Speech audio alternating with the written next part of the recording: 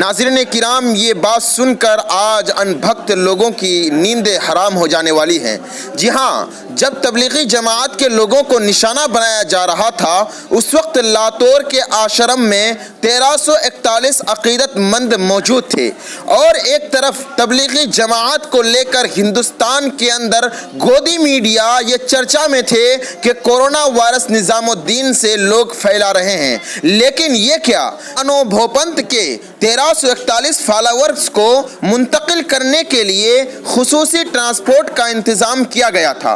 पुनः उस वक्त जबकि तबलीगी जमात के लोगों पर निज़ामुद्दीन मरकज़ में छिपने का इल्ज़ाम आयद किया जा रहा था, क्योंकि वो इजलास के बाद अपने घर वापस नहीं जा सके थे। उसी की वजह से अचानक लॉकडाउन का ऐलान था। उसी तरह के हालात एक तबके के 1341 से ज़ायद लोगों को दरपेश थे, जो लातोर के आश्रम में महाराष्ट्र के अंदर फंसे हुए थे। मरहटवाड़ा इलाके की ज़िला लातोर में नालंगा तहसील में ये महाअनुभावी समाज के लोग 26 फरवरी के रोज़ आश्रम गए थे, मगर एक तरफा काम करने के लिए और काम करने वाले सहाफ़ी जो जमहूरियत का चौथा सुतून होते हैं, तबलीगी की तजलील में पेश थे और आश्रम की तकरीब पर अपने होठ बंद किए हुए थे। उस वक्त उनकी आंखों में धूल झोंक दी गई थी। महाअनुभूतियों का प्रोग्राम 29 मार्च के रोज इख्तिताम पजीर हुआ, मगर 22 मार्च से लॉकडाउन का निफाज अमल में आ गया था। उसके लिए उन्हें वहीं रुके रहना पड़ा था।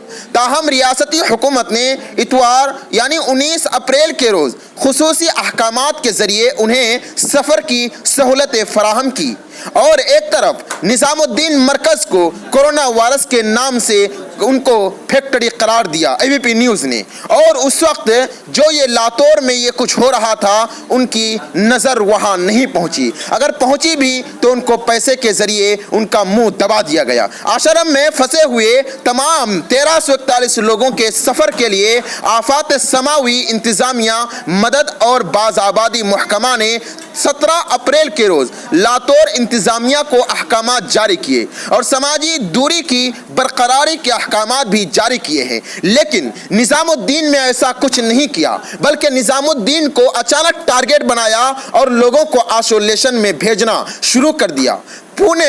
पुणे में पुलिस के एक ओहदेदारान ने कहा कि इतवार के रोज 40 बसों में मज़कूरा आश्रम में फंसे हुए तमाम भक्तों को निकालकर उनके घर पहुंचाने का काम किया गया। लेकिन एक तरफ निज़ामुद्दीन के लोगों को बसों में भरकर उनको आइसोलेशन के वार्ड में पहुंचाया गया, आइसोलेशन के घर में रखा गया। ऐसे इक़दामात काबिल सताइश होते हैं, मगर ऐसे ही इक़दामात फंसे हुए तबलीगी जमात के लोगों के साथ किए जाने चाहिए थे। वाज़ेह रहे कि मरकज़ ने एसडीएम और पुलिस को मकतूब लिख कर गाड़ियों के लिए पासेस की इजराई की मांग करता रहा, मगर उनकी दरख्वास्त को नज़रअंदाज कर दिया गया और बाद में निज़ामुद्दीन मरकज़ के जिम्मेदारान पर यह आरोप लगाया गया कि ये लोग बग़ैर इजाज़त के यहाँ पर एक जलसा मुनक़िद किया, एक इज्तिमा मुनक़िद किया और हमारे पास कोई इजाज़तनामा भी नहीं भेजा। और हद तो ये हो गई कि लॉकडाउन के बाद जब उस मरकज़ निज़ामुद्दीन के लोगों ने वहाँ पर एक नोटिस जारी की, दरख्वास्त जारी की कि यहाँ पर कुछ लोग फंस गए हैं, लॉकडाउन की वजह से आपसे अनुमति चाहते हैं, उसको भी वहां के पुलिस अहलकारों ने नजर आतिश कर दिया और यहां 1341 आदमियों को बसहूलत उनके घर पहुंचाया गया। ये बताइए, ये पब्लिक के मुंह में, पब्लिक के आंखों के अंदर धूल झुका जा रहा है और पब्लिक के मुंह को बंद किया जा रहा है। और ये गोदी मीडिया मुसलमानों को टारगेट बनाना चाहते थे, लेकिन आज खुद ही टारगेट बन गए। आपको बता दूं कि क्या हो रहा है ये सब।